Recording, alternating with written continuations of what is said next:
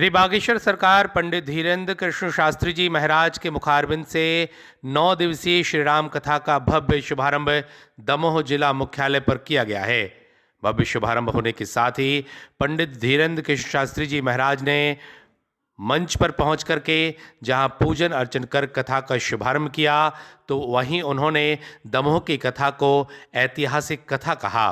किस तरह से अजय टंडन को सन्यासी बाबा ने प्रेरणा दी और उसके बाद अजय टंडन के द्वारा निर्देशन में यह कथा की शुरुआत हुई। पूरी बात बागेश्वर सरकार ने मंच से कही। क्या कुछ कहा उन्होंने, आपको सुनाते हैं। मेरी रिपोर्ट एसीएन न्यूज।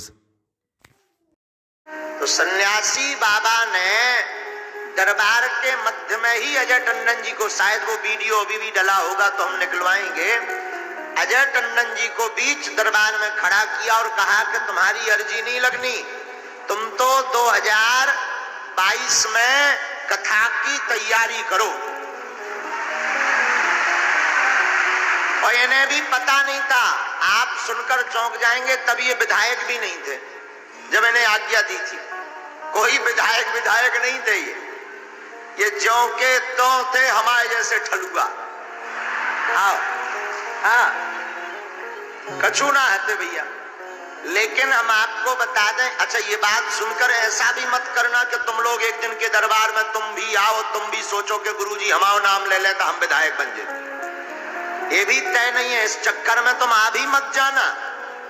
हाँ, ये बात इन पे, इनके भाव पर लागू हो गई, तुम्हारे भाव पर तुम्हारे जैसी लागू होगी। सन्यासी बाबा बोले हम पे दरबार में कि अजय टंडन जी को खड़ा करो। हमने कहा ये कौन सी बलाया है? तो गुरुजी बोले तुम्हें क्या लेना देना। अब ये बात माइक पे तो होती नहीं, भीतर ही भीतर खुसर फुसर होत देवरानी जिठानी सो। हाँ, मतलब अब हम क्या बता दें। अब ऐसी, अच्छा लोगों को लगता है बागेश्वर महाराज जी के पास ऐसी कोई सिद्धि है जो बात करती है। ये राम कथा की व्यासपीठ है, हमारे पास ना तो ऐसी कोई देवी है ना ऐसा कोई देवता है जो बैठकर बात करता हो। सिर्फ गुरुदेव और बालाजी की प्रेरणा भीतर से जो बुलवा देती वही शब्द निकल जाता। हाँ, भला व्यासपीठ पर बैठने वाला व्यक्ति कैसे किसी पिशाचनी की या देवता की या देवी की उपासना कर सकता है? या तो वो हनुमान जी को नहीं लटका सकता या फिर कोई टिक नहीं सकता। तो हमारे पास ऐसी कोई शक्ति नहीं जो बात करते, तो भीतर ही भीतर देवरानी जिठानी सो खुसर फुसर चलत रहा। तो गुरुदेव भगवान ने प्रेरणा दी कि अजय टंडन जी को खड़ा करो।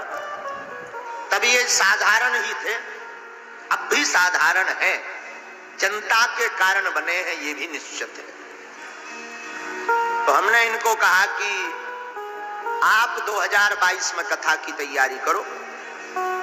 इन्होंने फिलो में भीड़ के चक्कर में कह दिया देखा जाएगा। तब 2022 के 2 साल थे। उन्होंने कहा 2 साल बाद अब का पतो महाराज जब लो आओ उठ के नहीं आओ, महाराज को का हो थमाओ का हो। हाँ तो कह दिया। इन्हें भी खबर ना थी कि ऐसा होगा, और सबको कथा गाथा पता ही है कि फिर उपचुनाव हुआ। अचानक इनको जो है जो भी हुआ हो, टिकट विकट मिली हो और जनता ने आशीर्वाद दिया और सन्यासी बाबा की वाणी सत्य हो गई और ये विधायक बन गए। लेकिन बात रुको, इसमें तो इनका महिमा मंडन होगा। बात ये है कि जो गद्दी से संत महापुरुष कह दें उस बात को ईश्वर ऐन कैन प्रकार सत्य कर ही देते हैं। यही भारत का तत्व है, यही भारत के संतों का प्रताप है। तो हम तो कोई संतवंत नहीं है, संत तो श्री हनुमान जी, पूज्यपाद श्री सन्यासी बाबा है। लेकिन ये दमोह की जो आज की कथा प्रारंभ हो रही, इतिहास में अद्भुत कथा है। 2022 में शुरू हो रही, अंग्रेजी के 2023 में पूरी होगी। पहली कथा ऐसी होगी जो 22 में शुरू होगी, 23 में पूर्ण। तो आज तारीख है कितनी, और चलनी कब तक है? तो अंग्रेजी नववर्ष अनुसार 2023 लग जाएगी। हाँ जी अना जी, यही भगवान की माया है।